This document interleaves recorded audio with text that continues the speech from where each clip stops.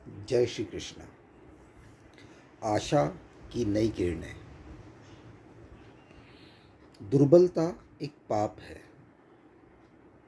हिंदू धर्म में 3 शक्तियों लक्ष्मी, सरस्वती तथा दुर्गा में गुप्त रूप से धन, ज्ञान और शारीरिक शक्तियों की साधना करने का गुप्त संकेत छिपा हुआ है।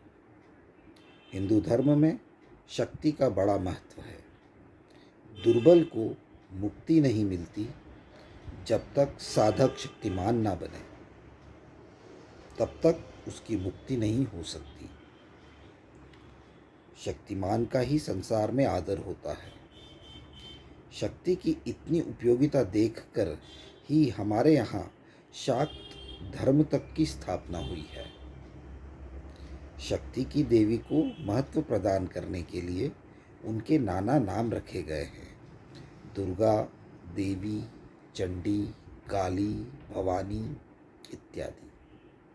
उन्हें असुरों को पराजित करने वाली देवी माना गया है। वे धर्म की स्थापना के लिए युद्ध करती और अत्याचार, अन्याय, विलास और कामुकता का विनाश करती हैं। तात्पर्य यह है कि इन सब रूपों के विधान में शक्ति के नाना रूपों का महत्व जनता के हृदय तक पहुंचाना। एक युग था जब भारतवासी सुशिक्षित थे और इन प्रतीकों का अर्थ समझते थे। खेद है कि अब इनका गुप्त भेद विस्मृत हो गया है और केवल बाह्य पूजा की भावना मात्र शेष रह गई है। फिर भी इससे शक्ति का महत्व स्पष्ट हो जाता है।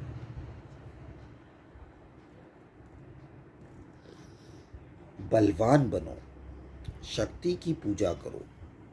जब हम ये सलाह देते हैं तो हमारा गुप्त गंतव्य यह होता है कि दुर्बल मत बनो, कमज़ोर मत बनो। जिधर से कमज़ोरी आती है उधर ध्यान दो और निर्बलता को दूर भगाओ। अपने शरीर, मन, आत्मा में शक्ति भर लो। संसार में अनेक पाप है। आप गौ को मार देते हैं तो गौ हत्या का जघन्य पाप आपके सिर पर पड़ता है। किसी बच्चे को मार देते हैं तो बाल हत्या के अपराधी होते हैं। किसी ब्राह्मण का वध कर डालते हैं तो ब्राह्मण हत्या का पाप लगता है। इसी प्रकार हमारे शास्त्रों में अन्य भी अनेक पापों का उल्लेख है, किंतु एक बहुत बड़ा पाप दुर्बलता है। शरीर, मन या आत्मा कमज़ोर होना मनुष्य का बहुत बड़ा पाप है। इसका कारण यह है कि दुर्बलता के साथ अन्य भी समस्त पाप एक एक करके मनुष्य के चरित्र में प्रविष्ट हो जाते हैं। दुर्बलता सब प्रकार के पापों की जननी है।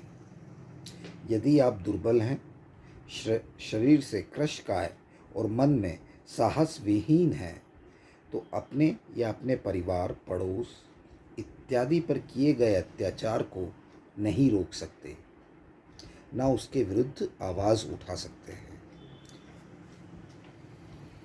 पता है, जो अत्याचार सहता है उसकी कमज़ोरी देखकर ही दूसरे को उस पर अत्याचार करने की दुष्प्रवृत्ति आती है। मनुष्य, दुर्बलता से बचो। दुर्बलता में एक ऐसी गुप्त आकर्षण शक्ति है जो अत्याचारी को दूर से खींचकर आपके ऊपर अत्याचार कराने के लिए आमंत्रित करती है। मजबूत तो हमेशा ऐसे कायर की तलाश में रहता है। वह प्रतीक्षा करता रहता है कि कब अवसर मिले और कब मैं अपना आतंक जमाऊं। दूसरे शब्दों में, यदि आप निर्बल ना रहें तो सबल को अत्याचार करने का प्रलोभन ही ना हो, बेइंसाफी को पनपने का अवसर ही प्राप्त ना हो। जहाँ प्रकाश नहीं होता वहाँ अंधकार अपना आसन जमाता है। इस प्रकार जहाँ निर्बलता, अशिक्षा, रूढ़िवादिता या किसी प्रकार की कमजोरी होती है, वहाँ पर अत्याचार और अन्याय पनपता है। शक्ति ऐसा तत्व है जो प्रत्येक क्षेत्र में अपना अद्भुत प्रकाश दिखाता है और संसार को चमत्कृत कर देता है। व्यापार, शिक्षा, स्वास्थ्य, योग्यता, चाहे किसी क्षेत्र में आप शक्ति का उपार्जन प्रारंभ कर दें, आप प्रतिभावान बन जाएंगे। एक विद्वान ये वचन अक्षरशः सत्य है। एक विद्वान के ये वचन अक्षरशः सत्य हैं। शक्ति की विद्युत धारा में ही बल है कि वह मृतक व्यक्ति या समाज की नसों में प्राण संचार करे और उसे सशक्त एवं सतेज बनाए। शक्ति एक तत्व है जिसका आह्वान करके जीवन के विभिन्न विभागों में भरा जा सकता है और उसी अंग में तेज और सौंदर्य का दर्शन किया जाता है। शरीर में शक्ति का आविर्भाव होने पर देह कुंदन जैसी चमकदार, हथौड़े जैसी गठी हुई, चंदन जैसी सुगंधित एवं अष्ट धातु सी निरोग बन जाती है। बलवान शरीर का सौंदर्य देखते ही बनता है। मन में शक्ति का उदय होने पर साधारण से साधारण मनुष्य कोलंबस, लेनिन, गांधी जैसी हस्ती बन जाते हैं और बड़े बड़े महापुरुषों के समान असाधारण कार्य अपने मामूली शरीरों द्वारा ही करके दिखा देते हैं। बुद्धि का बल महान है। तनिक से बौद्धिक बल की चिंगारी बड़े बड़े तत्व ज्ञानों की रचना करती है और वर्तमान युग में वैज्ञानिक आविष्कार की भांति चमत्कारिक वस्तुओं में अनेकानेक वस्तुएं निर्माण कर डालती हैं। अधिक बल का थोड़ा सा प्रसाद हमारे आसपास चकाचौंध उत्पन्न कर देता है। आत्मा की मुक्ति भी ज्ञान, शक्ति एवं साधना से होती आई है। अकर्मण्य और निर्बल मानव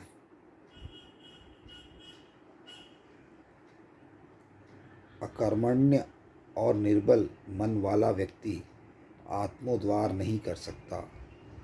तात्पर्य यह है कि लौकिक और परलौकिक सब प्रकार के दुख द्वंद्वों से छुटकारा पाने के लिए शक्ति ही उपासना करनी पड़ेगी।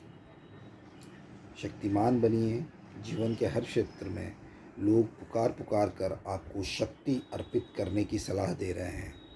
जो जिस मात्रा में शक्ति प्राप्त कर लेता है वो उतना ही समुन्नत समझा जाता है। उन्नति का रहस्य शक्ति संचय का ही मार्ग है। भगवान शंकराचार्य के ये वचन स्मरण रखिए। शक्ति के बिना अर्थात बलवान बने बिना शिव का स्पंदन नहीं होता। शिव की उन्नति देह की सहायता से होती है। वैसे ही शिव तत्व का स्पंदन शक्ति द्वारा होता है। यदि भक्ति के बिना ईश्वर नहीं तो शक्ति के बिना शिव नहीं मिलते, अर्थात कल्याण का मार्ग प्राप्त नहीं होता। ब्रह्म प्राप्ति में, आत्मिक उन्नति में भगवती आद्या शक्ति की सहायता आवश्यक है। मित्रों, आपके शरीर में, मन में, आत्मा में उच्च कोटि की शक्तियाँ भरी पड़ी हैं। सतत परिश्रम से इनका विकास कीजिए। ये अतीव आवश्यक है। ये आपके व्यक्ति संपत्तियां हैं, पर इनके अतिरिक्त दो शक्तियां और हैं जिनकी आपको विशेष आवश्यकता है। एक अर्थ शक्ति, दूसरी संगठन शक्ति। हम जिस युग में रह रहे हैं वह रुपए पैसे का युग है। पैसे के बल से समस्त उन्नति के साधन, सुख समृद्धि इस भूलोक में मिल सकती है। संगठन बल में गजब की ताकत है। आज जो प्रांत, जो देश संगठित है वह शक्तिशाली है। एक एक सूत मिलकर मोटी मजबूत रस्सी बनती है। एक एक बूंद से तालाब बनता है। एक एक पैसे के संग्रह से मनुष्य संपत्तिवान बनता है। एक एक व्यक्ति का बल संगठित होकर 11 मनुष्यों का बल बन जाता है। अतः सच्चे हृदय से सच्चे कामों के लिए, सत उद्देश्यों की प्राप्ति के लिए संगठित हो जाइए। मित्रताएं कायम कीजिए और जितने अधिक लोगों से संभव हो एकता, मेल या संपर्क स्थापित कीजिए। बस आप उसी अनुपात में शक्तिशाली बन जाएंगे।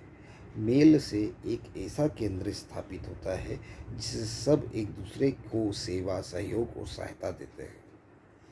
इस पारस्परिक आदान प्रदान से मनुष्य की शक्ति बहुत बढ़ जाती है। आचार्य श्री राम शर्मा जी के ये शब्द बहुमूल्य हैं। जो व्यक्ति किसी विशेष दिशा में महत्व प्राप्त करना चाहता है उन्हें चाहिए कि अपने इच्छित मार्ग के लिए शक्ति संपादन करें। सच्ची लगन और निरंतर प्रयत्न, यह 2 महान साधनाएं हैं जिनसे भगवती शक्ति को प्रसन्न करके उनसे इच्छित वरदान प्राप्त किया जा सकता है। आपने अपना जो भी जीवन उद्देश्य बनाया है उसे पूरा करने में जी जान से जुट जाइए।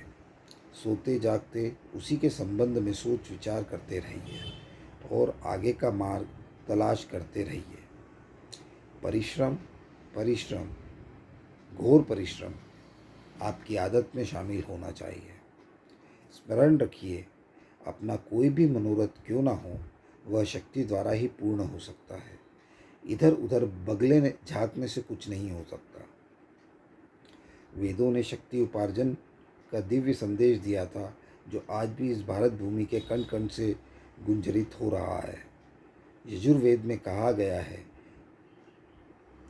क्षिपो सृजन्ति, अर्थात पुरुषार्थी लोग ही पवित्र होते हैं और पवित्र कार्य करते हैं। स्त्रैरंगस्तुष्टवान्, अर्थात बलवान अव्यवों द्वारा ही ईश्वर की उपासना करेंगे। आराष्ट्रे राजन्य शूर ईश्वयो अति व्याधि महारथो जायताम, अर्थात हमारे राष्ट्र में शूर लोग उत्तम प्रभावशाली वीर बने।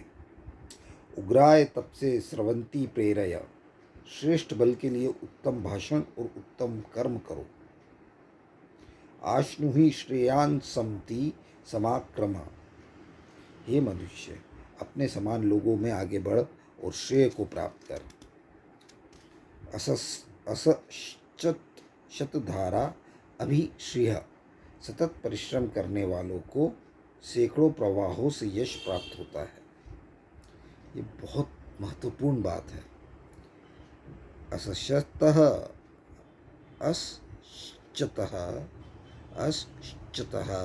शतधारा अभिश्रियः, सतत परिश्रम करने वालों को, सतत परिश्रम करने वालों को सैकड़ों प्रवाहों से यश प्राप्त होता है। धृते ध्रुम माम जोक्ते संदृशी जिव्यासम, जोक्ते संदृशी जिव्यासम, हे समर्थ परम दृढ़ परमेश्वर, मुझे दृढ़ बना दे जिससे मैं तेरे संदर्शन में, तेरी ठीक दृष्टि के चिरकाल तक जीता रहूं, तेरे सम्यक दर्शन में दीर्घ आयु तक जीता रहूं। अंत में एक बार फिर हम आपको यही सलाह देंगे कि इस संसार में आप जहाँ हों, जिस परिस्थिति में हो, जीवन के किसी क्षेत्र में अग्रसर हो रहे हो, उसी प्रकार की शक्ति अर्जन कीजिए। इस संसार में दुर्बलता सबसे बड़ा महाघोर पाप है। दुर्बल को सब कोई दबाता है। कमज़ोर सर्वत्र नारकीय यंत्रणाएं भोगते देखे जाते हैं। यहाँ तक कि निर्बल की मुक्ति तक नहीं होती। नायम आत्मा बलहीनेन लभ्यः, यह आत्मा निर्बलों को प्राप्त नहीं होती। अतः दुर्बलता एक पाप है। हे मनुष्य, अपने समान लोगों में आगे बढ़ और श्रेय को प्राप्त कर। सतत परिश्रम करने वालों को सैकड़ों प्रवाहों से यश प्राप्त होता है। श्रेष्ठ बल के लिए उत्तम भाषण और उत्तम कर्म करो। हमारे राष्ट्र में शूर लोग उत्तम प्रभावशाली वीर बनेंगे। बलवान अव्यवों द्वारा ही ईश्वर की उपासना करेंगे। पुरुषार्थी लोग ही पवित्र होते हैं और पवित्र कार्य करते हैं। जय श्री कृष्ण।